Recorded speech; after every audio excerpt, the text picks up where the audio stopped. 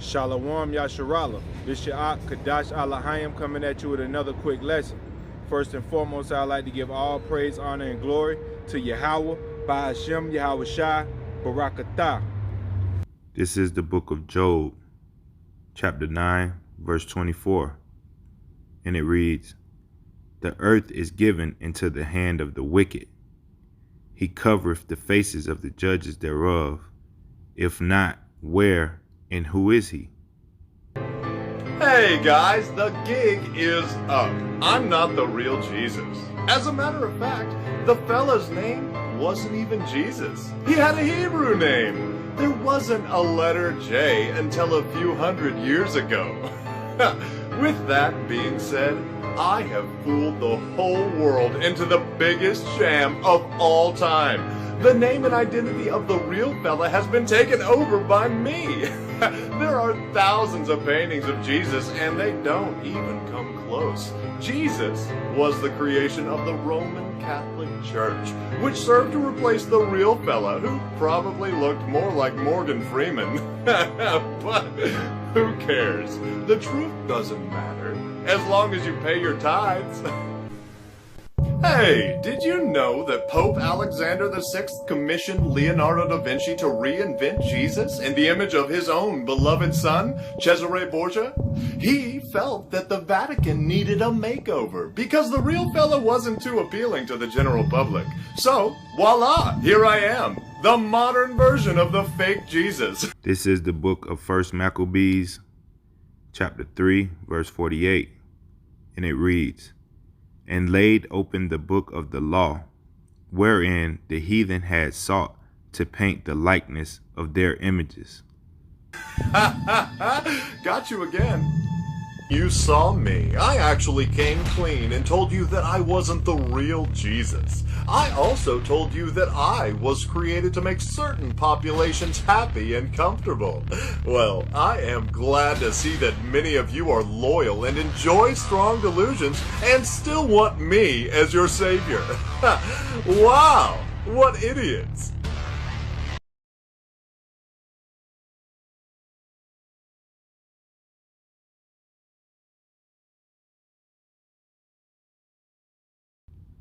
Iconoclasm: the action of attacking or assertively rejecting cherished beliefs and institutions or established values and practices.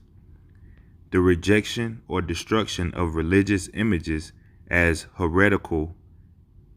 The doctrine of iconoclasts.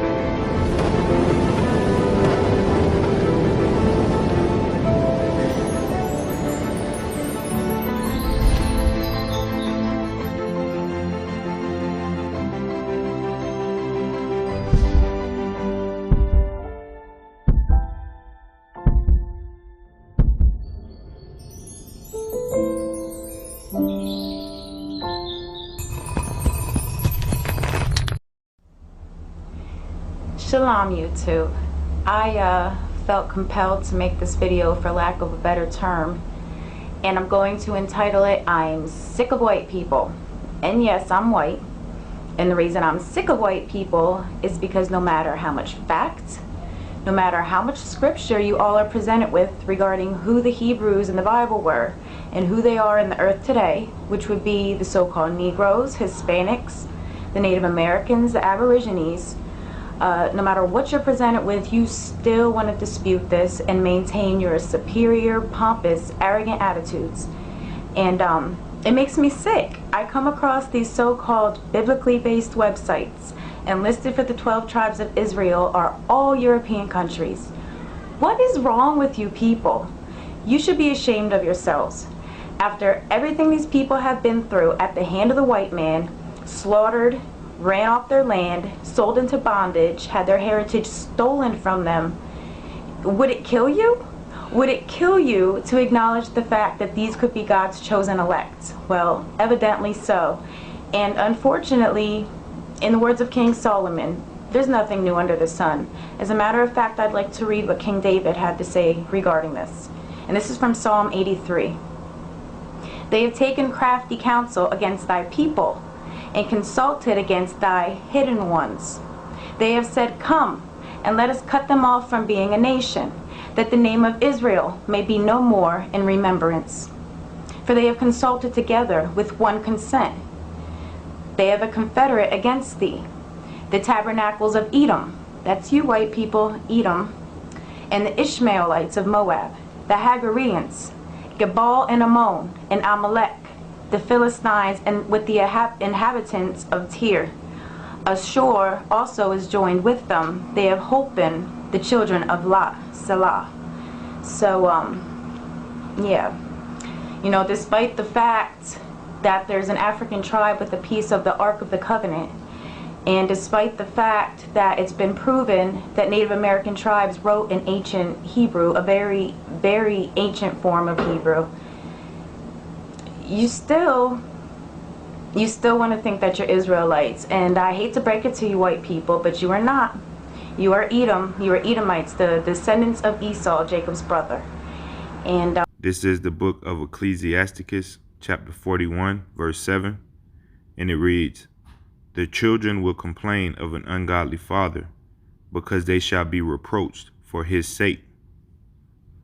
I guess this is where that term comes from, the white man is the devil. Well, in this case, the truth, it hurts oh so bad. Talking about the Hebrew Israelites that are coming up to the truth of their heritage and realize this is their book. This is written about their family. You can easily see it from beginning to end that this is about one people that the nations can cleave to and become reborn and become an Israelite. He's not the God of the Gentiles, the Hudim, the Greek. He's only the Elohim of Israel. He says that the Hebrew Israelite movement is leeching off the Christian church. Isn't that the biggest, most hypocritical comment you've ever heard in your entire life? Christians have done nothing but leech off the heritage of another people. They practice replacement theology and put themselves as the people of the book. Yahweh has a people that he was sent to, and it's the lost sheep of the house of Israel, his firstborn son. That's who Yeshua was sent to. I am not sorry to tell you that Abraham, the father of the faith, was not a Christian. He was a Hebrew. I am in no way apologetic to tell you that his son Isaac also was a Hebrew. And I am no way going to tiptoe around the fact that Jacob was a Hebrew whose name was changed to Israel as one that struggles with Yah and overcomes, who gave birth through polygynous marriage to the 12 tribes of the house of Israel. Alright, so this video is about black people and how they're actually superior, not just physically and all this and genetically and all that stuff, but actually they're the chosen people. Not all black people, but a lot of them, and even I could say, I don't know if I could say most of them, but many of them. Specifically the people that are living in America, and specifically the people who have been sent all over the earth on slave ships. Those people are superior, even in the Most High's eyes himself, because those people are the Israelites. And there's a scripture that says, not only it says if you bless them, you'll be blessed, but there's also one that says you have to cling to them or you can't even be saved. So for one, that means acknowledging who they are, obviously. And for two, it means reading even their own scriptures, because these scriptures are not for everyone. They're for them, and if you want to follow after their God, of course he is the God of all, but he's not all people are his people. You see how that works? So if you want to even be saved, you need to get in line, and you need to step behind his chosen people. Okay? And the reason that this earth is gone behind racism, is because we live in a satanic world, and Satan exclusively hates these chosen Israelite black people more than anyone else, and he hates them and he wants to bury them. This is the book of Genesis, chapter 25, verse 29. And Jacob sowed pottage, and Esau came from the field, and he was faint. And Esau said to Jacob, Feed me, I pray thee, with that same red pottage, for I am faint. Therefore was his name called Edom. And Jacob said, Sell me this day thy birthright. And Esau said, Behold, I am at the point to die, and what profit shall this birthright do to me? And Jacob said, Swear to me this day. And he sware unto him, and he sold his birthright unto Jacob. Then Jacob gave Esau bread and pottage of lentils, and he did eat and drink, and rose up and went his way. Thus Esau despised his birthright. This is Alabama Boss, and we're going to be talking about steak. This right here is a fresh ribeye.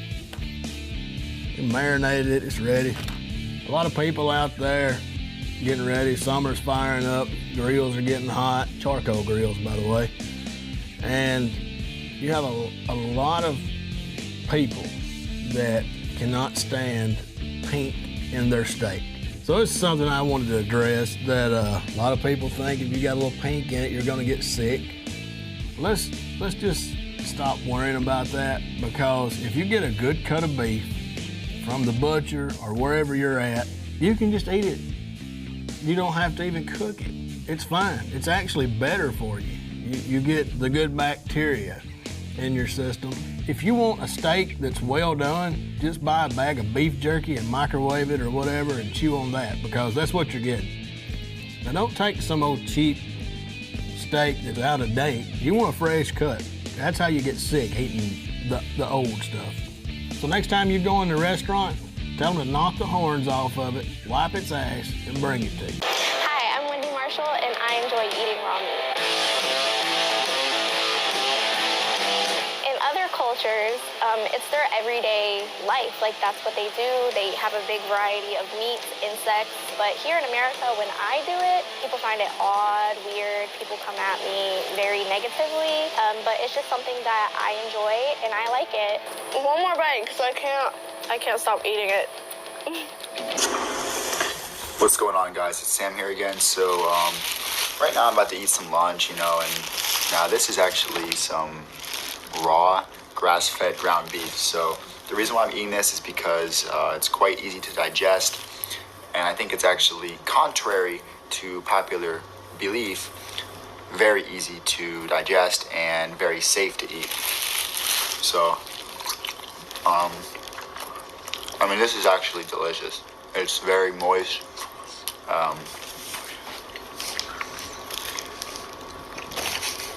Yeah, it's excellent. There's some flies. But anyway, no, this is very clean tasting. It's grass fed. So this is like a really good quality beef, and it's difficult to like sum up all the benefits in one video, obviously, but this potentially is like one of the most healthy things you could eat. Raw, grass-fed ground beef. About 90% of my diet is raw sheep meat. I'm just somebody living in obscurity, eating my intestine smoothies in my kitchen. I think. Daniel now spends his time doing what he loves most: writing, working out, and searching for inexpensive ways to feed his obsession. I like bargains, and I always look for the cheapest cut. I don't think he does any type of preparation to it, washing it whatsoever. His brother Bryant has begged him to give up raw meat, horrified by the risks Daniel is taking. Daniel disregards any health advice he gets regarding the raw meat that he consumes. Some products may contain bacteria that could cause illness if the product is cooked improperly, or whatever. I mean, what doesn't kill you makes you stronger. I've never gotten sick from eating raw meat, ever. I've been doing it for 6 years now. This is the book of Hebrews, chapter 12, verse 16, and it reads, "Lest there be any fornicator or profane person, as Esau, who for one morsel of meat sold his birthright." Hello, everyone, and hello, God. This is Daniel Mayo. Hello, Jesus. This is Daniel Mayo. I have an announcement to make that I should have been doing all this time, but I didn't know that I had to do it. So basically, here it goes. Jesus, I want my birthright back because I'm a descendant of Esau. I am a descendant of Edomites that rejected their birthright.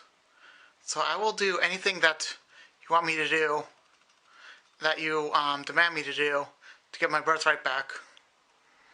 Alright, Jesus? Alright. And this is a short video, okay? I'll be there now, okay? Bye. This is the book of Isaiah, chapter 14, verse 21, and it reads, "Prepare slaughter for his children, for the iniquity of their fathers, that they do not rise, nor possess the land, nor fill the face of the world with cities. For I will rise up against them, said Yahweh of hosts, and cut off from Babylon the name, and remnant, and son, and nephew, said Yahweh." Talk about the patients for a moment. You interviewed many people, I think even more than showed up in the documentary, who had become addicts. From your point of view, Perry, what should these people have asked their doctor when they were given these prescriptions? And there was one woman in particular in your documentary who might have asked some questions. I want to add, Jackie, that when you talk about the issue of color and the fact that communities of color are upset now, rightfully so, saying where was this big public health response in the past? White people have been upset about our documentary because everybody in the film is white. The fact of the matter is, this epidemic has largely impacted white people, and the question is why? Why is that? And the fact of the matter is, it's complicated, but evidence suggests that when patients are Black, they are undertreated for pain. And so they weren't getting prescribed in the same amount that white people were, and it's oddly had this protective effect. So I'm not suggesting by any stretch that people of color aren't being impacted by this epidemic, but not in the same proportion. So that's why in the film, that's what you see.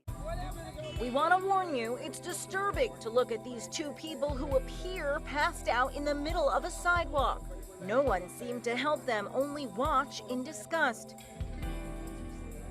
This sad spectacle showing a zombie-like man and woman slumped over in weird positions was streamed live on Facebook to allegedly show the dangerous effects of heroin use, the poster explained. Emergency responders eventually arrived and revived the pair who were taken to the hospital. Police told TV station WREG they snorted heroin in a nearby Walgreens bathroom. So this alligator did not kill a man. Meth actually did. A Florida man, found partially eaten by an alligator in Polk County, died from an overdose of meth. A worker at a phosphate mine found Michael Ford's body inside a gator's mouth back in June. A necropsy revealed Ford's hand and foot inside the 11-foot-long alligator's stomach, but investigators say Ford was already dead when the gator got him. That gator was also. We begin with an alarming story about rising death rates among white adults in America. WSJ's special writer Betsy McKay joins us now to discuss. Thanks for being here, Betsy. Thanks for having me. As you point out in your piece, this trend is shocking for an economically advanced country like the United States. What is driving the uptick in deaths? Well, this is a really interesting study, and it follows on some work done about a year and a half ago by the same two economists at Princeton, which found that mortality was rising among middle-aged Americans. So then they set out to figure out a couple of things. One, how widespread was that problem? And secondly, what might be driving it? So what they've found in their new paper is that mortality is rising, not just for middle-aged Americans, but for Americans between 25 and 64 years of age. And what's driving that really is our rises in mortality in people who have a high school education or less, so working class Americans. For people with a college degree, mortality is still declining. So to have, mortality rise in a developed nation is very, very unusual. And we've, our mortality rates have been declining for decades. Right. They posit a hypothesis, which is really interesting. They examined a ton of data, economic data, health data, from national sources. And what they believe is going on is that the types of jobs available to working class Americans have changed since the 70s. They're less stable, more minimum wage jobs, less opportunity for advancement. And at the same time, there are a lot of social trends, decline in marriage, more cohabitation, more children born out of wedlock, more social isolation, families aren't stable. Right, and so you touched on education and also the workforce. These deaths of despair, especially with the opioid crisis we've seen in America, they believe are leading more white adults to die younger. Is that correct? That's correct. And they do point out that these trends were underway before the opioid epidemic took off. I mean, opioids were really introduced in the 90s, and the epidemic has kind of taken off in the 2000s, whereas changes were starting to occur, before the mid-90s. But the opioid epidemic has definitely accelerated it. And then on top of that, you have alcohol-related liver diseases, and you have suicide. Suicide and opioids are often tied. It's hard to tell sometimes whether a drug overdose was intentional or accidental. Right. Well, it's also interesting because these studies always look at race. And here the researchers found that blacks and Hispanics face many of the same income struggles as the white working class, yet they've experienced a decline in mortality rates. So how do you make sense of that? This is the book of Romans, chapter 12, verse 19. And it reads, "Dearly beloved, avenge not yourselves, but rather give place unto wrath. For it is written, Vengeance is mine, I will repay, saith Yahweh."